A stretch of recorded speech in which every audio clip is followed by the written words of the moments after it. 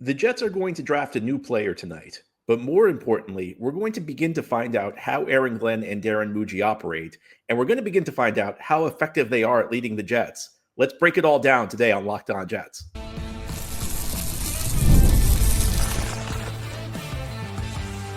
You are Locked On Jets, your daily New York Jets podcast, part of the Locked On Podcast Network, your team every day. Welcome. This is indeed the Locked On Jets podcast, part of the Locked On Podcast Network, your team every day. It's Thursday, April 24th, 2025, and I'm your host, John B. from GangrenNation.com. Thank you so much for making the show your first listener, first watch every day. Big shout out to you everydayers. If you're new to the show, this is a daily podcast covering the New York Jets with new episodes each day through the week, Monday through Friday, and today's episode is brought to you by LinkedIn. LinkedIn Jobs helps you find the qualified candidates you want to talk to faster. Post your job for free at linkedin.com/LockedOnNFL. Terms and conditions apply. Well, welcome to draft day. Tonight is the NFL draft. The Jets currently on the 7th overall pick. Of course, that could change if they decide to trade up or trade down. Obviously, a big day on the NFL calendar, a chance to add a premium young player to the Jets roster. But just as importantly, or perhaps more importantly, we're going to begin to find out what Aaron Glenn and Darren Mougey value. And that's what we're going to talk about on today's show. The draft is obviously important from the standpoint that, you're hoping to add a premium player. If you do it well, you get the chance to add a star player at a discount price because the first 4 years of a player's career, they play under a cheap contract. Rookies who enter the league, they don't have a lot of leverage. They have to sign a relatively inexpensive deal. So it's advantageous for a team. But when you have a first-year head coach and a first-year GM, it's the first real opportunity you have to see what they value and how effective they are leading your team. You could go back 5 years. That was Joe Douglas's first draft as Jets general manager. Douglas was Darren Mougey's predecessor. And the first pick Douglas made actually spoke volumes about what he valued with the team. The Jets drafted Mekhi Becton 11th overall. And there were two aspects that really spoke volumes about the way Douglas operated. The first is that Douglas's first pick was for a left tackle prospect, and it showed that Douglas had a commitment toward building the offensive line, that he was going to throw a lot of resources into the offensive line. The second thing it showed was that Douglas valued physical traits. Douglas valued theoretical ceiling more than he valued technique, more than he valued production, because Becton was viewed as a really high ceiling prospect. He was a guy with great physical tools, and if he put it together at the left tackle position, he had as high of a ceiling as any tackle prospect in the draft, opposed to, say, Tristan Wirfs, who the Jets passed on, who was viewed as a safer pick, but a guy with a lower ceiling.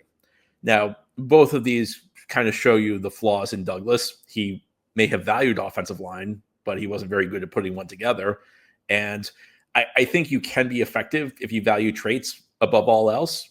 But that particular case showed you some of Douglas's flaws, that he wasn't particularly good at identifying the prospects who had high ceilings and the prospects who were likely to convert their physical tools into star level performance. I think that each prospect the Jets could take tonight would tell you something about the way Aaron Glenn and Darren Mougey operate. So I think there are two prospects out there who would really fill immediate needs, but not just fill immediate needs at positions that are very important. And those two guys would be Armand Membou, the tackle out of Missouri, and McMillan, the wide receiver out of Arizona. Membou has been rising up draft boards. He now might be the first offensive lineman off the board.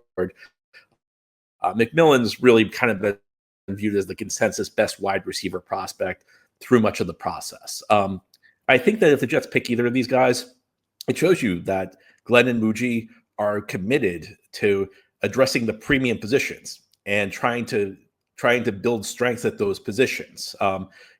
Positions are not created equally in the NFL. You go to other sports, other sports positions may matter less. In the NFL, there are certain positions that are viewed as premium positions. And that's not to say a great player at a non-premium position is a bad thing to have. And it's not to say that a player isn't capable of impacting the game at any position. Look, there are spots like tight end or safety or off-ball linebacker that are viewed as non-premium positions. A great player at one of these spots, though, can make a big difference. The thing is, there aren't as many players who make a difference at the non-premium positions. At the premium spots, at tackle and wide receiver, and of course quarterback, and then on the defensive side of the ball, edge rusher, corner. Those are the spots that if you're good there, it has a multiplier effect on your team. And there are lots of players across the league who are impact players at those spots. And the Jets have a pretty glaring need at both right tackle and wide receiver right now. And if they draft either Membou or McMillan, it'll show that they're really focused on avoiding having big glaring holes at those positions. It'll show you that there is an emphasis on addressing the premium positions, very much in the way Joe Douglas showed. Douglas have made a lot of mistakes. Douglas made some miscalculations in his evaluations. I think sometimes Douglas trusted his own eye as a scout too much. But one thing I will say for Joe Douglas is that he did value the premium positions better. He did to a large degree, more than he valued the positions that were not premium. And if you look across the NFL, generally speaking, that's how you win. There are certain spots where it really matters to be good at. You'd rather be, of course, you want to be good across the board, but there are certain positions where if you're good there, it really moves the ball forward for your team. And two of those spots are tackle and wide receiver. And again, both spots where the Jets have issues right now. Now, if the Jets pick Mason Graham out of Michigan, I think it would be a sign that this is a front office that doesn't overthink things. It'd be a sign that you have a coaching staff that doesn't overthink things. Because as I mentioned on the show over the last couple of days and weeks and even months, I think Mason Graham is a very safe pick. I think that the odds of Mason Graham being a high-end defensive tackle are very good. I think he's a guy who enters the league fully developed. There aren't a lot of flaws to his game. He may not be quite as big as like a lot of people would want a defensive tackle, but he's not small. He's not undersized by any stretch of the imagination. Maybe weighed in a little bit smaller at the combine than people were expecting, but perfectly fine size. His arms are a little short, but at the defensive tackle spot, I don't know how much of a deal breaker that is, especially when you factor in his first step, which kind of helps make up for that. Pretty refined usage of his hands as both a pass rusher and as a run defender. And I just think he's a really safe prospect. I think that there's no such thing as a can't miss prospect. Can't miss prospects do miss. But I think the odds of Mason Graham being a really good player are very high. And defensive tackle may not be quite at the premium spot that maybe defensive end is or wide receiver is, but it's not a low value spot. It's maybe like it's maybe somewhere in between.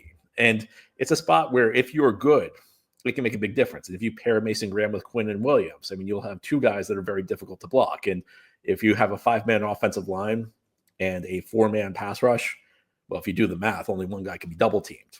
So that means either Mason Graham or Quinnen Williams is going to be blocked one-on-one on every single play.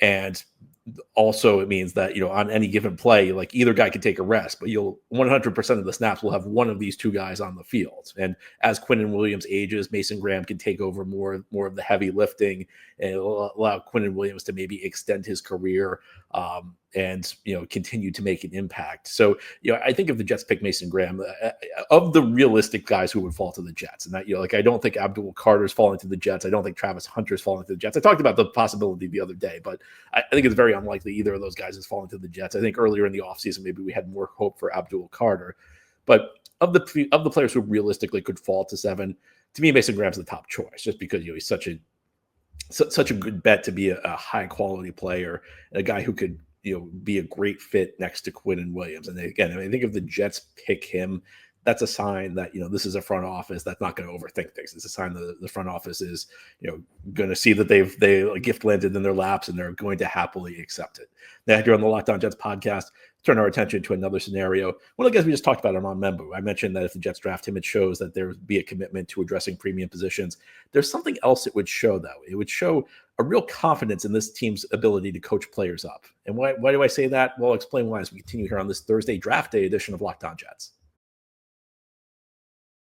Ever check your bank account and wonder, where did all my money go? Between dining out, online shopping, and entertainment, it's easy to lose track. And that's where Monarch Money comes in, your personal CFO, giving you full visibility and control over your finances. Monarch Money is not just a budgeting app, it's a complete financial command center. You can track all your accounts, investments, and spending in one place, so you stop just managing your money and start building wealth. When you start using Monarch, you realize just how much you're spending on food delivery. Now you can budget smarter and save more. Instead of juggling multiple apps, you can use Monarch to check your finances, track spending, and even plan long-term goals. Managing money with your partner partner is smoother than ever. You can track shared and personal accounts, set goals, and stay on the same page without the stress. Take control of your finances with Monarch Money. Use code LOCKEDONNFL at monarchmoney.com for 50% off your first year. That's monarchmoney.com, code LOCKEDONNFL for half off your first year.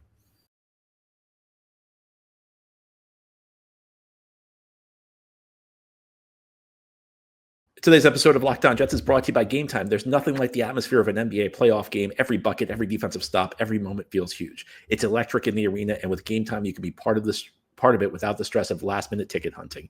Game Time makes it fast and easy to get playoff tickets, even when demand is sky high. Prices on the app actually go down the closer it gets to tip-off, and their last-minute deals can save you up to 60%. If you're going to the NBA playoffs, Game Time's the place to get in on the action. I know we have listeners all across the country and all across the world. Well, there are other things you can go to with Game Time. They have tickets to baseball. They've got tickets to concert, comedy, theater, you name it. I've used Game Time myself. And my favorite part is they give you the view from your seat. So you get a picture of what it's going to look like. No surprises, no obstructed views when you arrive at your venue. And they have all-in pricing. No hidden fees. Sometimes you're buying tickets and you're surprised. You get a little sticker shock as you check out. That doesn't happen on Game Time. Again, they give you the all-in pricing, so you know exactly what you're paying before you buy. Take the guesswork out of buying tickets with Game Time. Download the Game Time app, create an account, and use code LOCKEDONNFL for $20 off your first purchase. Terms apply. Again, create an account and redeem code LOCKEDONNFL, LOCKEDONNFL for $20 off. Download Game Time today. Last minute tickets, lowest price, guaranteed. Thank you so much for making Locked On Jets your first listener, first watch every day. Big shout out to you, everydayers. This is a daily podcast covering the New York Jets. New episodes each day through the week, Monday through Friday. It is draft day. It's finally arrived. It's the day many of us have been waiting for since the season ended. Jets with the 7th overall pick, at least beginning the day with the 7th overall pick. Of course, it's possible they could trade up or trade down, but it feels like we've kind of zeroed in on the most likely targets for this team with that 7th overall pick. And one of them is Missouri tackle Armand Membou, who we talked a little bit about in the first segment. And I mentioned if the Jets draft him, I think it's a big statement with this new regime. And whenever you have a first-year general manager and first-year head coach, it is kind of interesting to see how they handle that first draft, because it's kind of the first insight you have into how they're going to operate and how they're going to look to build the team going forward, some of their core philosophies. And I think that if the Jets draft Membou, first of all, it would be a big statement about looking to build the trenches, looking to focus on a key spot, make sure that a key spot right tackle has been addressed, because right now the Jets' right tackle spot is very much a question mark. I mean, I think if we're being honest, if the season began today, that might be the biggest issue on the team. I'm not sure Armand Membou is a finished product. Now, I think if the Jets draft him 7th overall, he very likely would be the starter, because you draft somebody in the top 10, especially for a spot where you don't really have anybody. With all due respect to Chukuma Okorafor, who the Jets signed earlier in the offseason from New England, the Jets really have an issue there at the right tackle spot. But I think drafting Membou would also be an indication that this is a front office that believes in its ability, and a coaching staff that believes in its ability to draft and develop a player, because Membou is not a finished product right now. Now, there are things to like about his game. He's got the natural tools you need to succeed at the right tackle position in the NFL. I mean, you look at certain guys in the NFL at tackle. I mean, a good example of this might be somebody the Jets drafted 3 years ago, Max Mitchell. I just don't know if Mitchell really has the physical tools necessary to play at this level. There's a certain baseline you have to have. Now, being a great athlete alone, though, is not enough to mean you're going to have success in the NFL. And we've seen that over and over. I mean, how many times does a team draft a guy with out of this world, combine numbers at either tackle or some other spot? And the guy never really amounts to anything. I think more than anything, the physical tools are something that are kind of like a baseline. You have to hit a certain threshold, and from there, if you learn how to play, if you know how to play, they're the types of thing that can take your game to the next level. Membou is also a guy who succeeded from a young age at a really high level of college football, which is very promising. This is a guy who's a younger draft pick, and it means he's gone up and succeeded against older players. And it's something worth watching. It's something worth considering as a guy enters the league. But I think if you look at his technique, he's kind of an inconsistent guy. And in college, there's over 100 teams, well over 100 teams in just the football bowl subdivision alone. So with over 100 teams, and rosters, rosters are very big in college football. The disparity between a good player and a bad player is quite wide, because there's thousands and thousands of players in big time college football. So if you are like a top prospect, you could be going against guys who like don't even belong on the same field with you. In the NFL, of course, there are only 32 teams, and each team only has 53 roster spots, which means the number of players in the NFL is quite small. And that means that, you're going up against somebody who's really talented. The worst player in the NFL is still like one of the truly elite football players on the planet. It's a guy who probably was a really high-end player in college. The guy who's probably been the best player on this field at every level up to the NFL. So there's no such thing really, and I fall into this trap as much as anybody. I say this guy's not any good.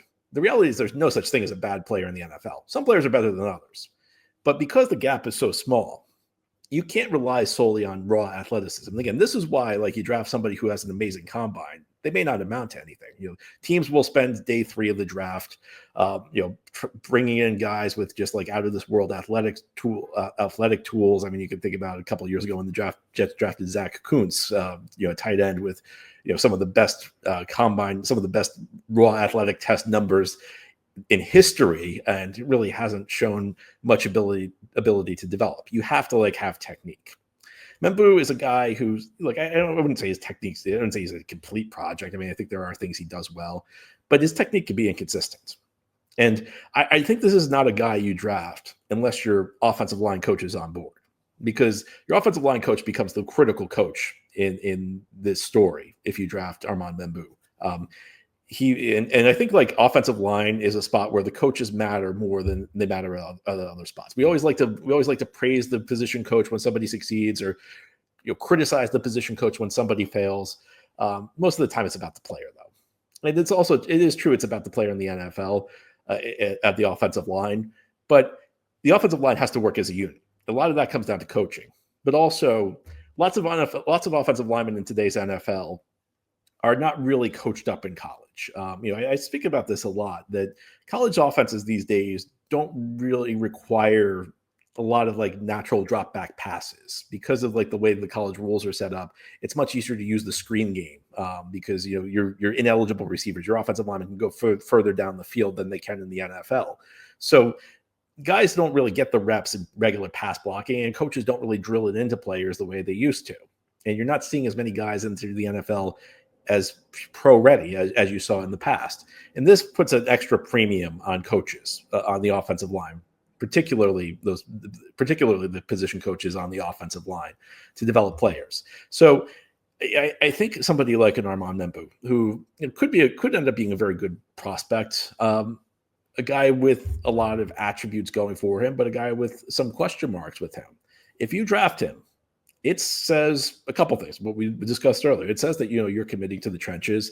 It says that you're focused on the premium positions, but it also says you have an ability, you have a faith in your ability as a franchise to develop a player who enters the league, maybe not a finished product. And you have faith in your ability to get him up to speed really fast, because Jets draft him. He's got to go into the starting lineup right away. This is not going to be an Olu Fashanu situation like a year ago, where the Jets had Tyron Smith and Morgan Moses, and Fashanu could kind of ease his way into the lineup, even though we knew Tyron Smith probably was not going to hold up over the course of a full 17-game season. You were hoping Smith would buy you enough time for Fashanu to be ready, and that's what happened. Smith got about halfway through the season before he suffered that injury that kept him out the rest of the year. And Fashanu was able to step in about halfway through the season and play effectively. You're not going to have that sort of luxury this year if you draft Armand Membou, because you don't have anybody capable at right tackle right now. So you draft Membou, it's a sign that you believe in your ability to coach guys up. Now, here on the Locked On Jets podcast, we'll turn our attention to a guy who's frequently being mocked to the Jets, and that's Tyler Warren. And I think one thing's clear. If the Jets draft him 7th overall, it's a sign that, we're doing our own thing. I'll explain what that means as we continue here on this Thursday edition of Locked On Jets. Today's episode of Locked On Jets is brought to you by LinkedIn. As a small business owner, your work does not end when the clock hits 5. Your business is always on your mind, which means it's time to hire. You need a partner that works just as hard as you do. And that's where LinkedIn Jobs comes in. When you clock out, LinkedIn clocks in. Of course, the Jets are adding a new player tonight. They have a scouting staff to figure out who the best prospect is for them. Their scouting staff is kind of linked in for the Jets, but you don't have the luxury of a scouting staff with your small business. Let LinkedIn do that work for you. Here's how it works. You post your job. LinkedIn's new feature can help you write job descriptions and then quickly get your job in front of the right people with deep candidate insights. And here's a pro tip. Add the hashtag hiring frame to your profile picture to double your reach to qualified candidates. No wonder 72% of small businesses say LinkedIn helps them find high-quality hires. Post your job for free at linkedin.com/LockedOnNFL. That's linkedin.com/LockedOnNFL to post your job for free. Terms and conditions apply. This is the Locked On Jets podcast on this Thursday draft day, night one of the 2025 NFL draft. Jets currently own the 7th overall pick, and that's where they will select unless they trade up or trade down. In recent weeks, tight end Tyler Warren out of Penn State has generated a lot of buzz. There's a lot of talk about the Jets potentially picking him 7th overall.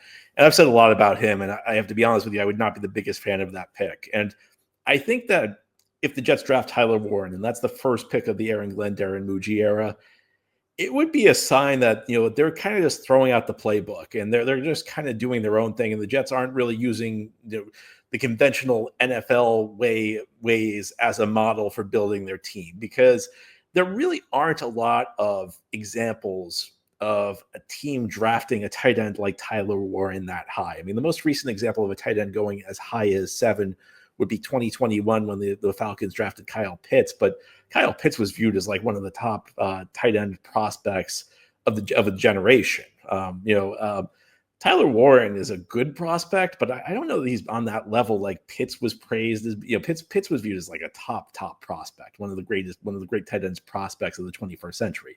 Same was true of Brock Bowers a year ago, and Bowers went well past 7. The Raiders were much lower than 7 when they drafted Bowers. There was talk about the Jets drafting him at 10. The Jets, traded down to 11, ended up picking Fashanu. Tight end is not really a position that's viewed as a premium spot. Now, of course, like the great tight ends in this league make a big difference, and there are lots of very good teams that have top-notch tight end play. There's no question about that. But those tight ends typically don't go in the top 10. Again, even Brock Bowers last year did not go top 7. He went much lower. And when you look at the Jets, when I started the show, I mentioned that they have some premium spots where they have issues. When you talk about right tackle, when you talk about wide receiver, and to draft a tight end 7th overall, who really is an outlier. I think that if you're drafting Tyler Warren 7th, you're expecting him to be like one of the top 3 tight ends in the league, and that is not a normal thing. If you look at like Travis Kelce went in the 3rd round, George Kittle went in the 5th round. Even Sam Laporta, of course, Aaron Glenn comes from Detroit, but Sam Laporta did not go top 10. It would be a really interesting move. And of course, it's possible that the Jets just have Tyler Warren graded so much higher than a lot of people do. It's possible the Jets actually do view Warren as like one of the top tight end prospects of the generation, but there are certain spots where you just generally don't even consider taking a player in the top 10 because it's so difficult to hit on them. And tight end is one of them. I think that if the Jets drafted Tyler Warren, that's a sign that they just view him as an outlier, and they're not going to be.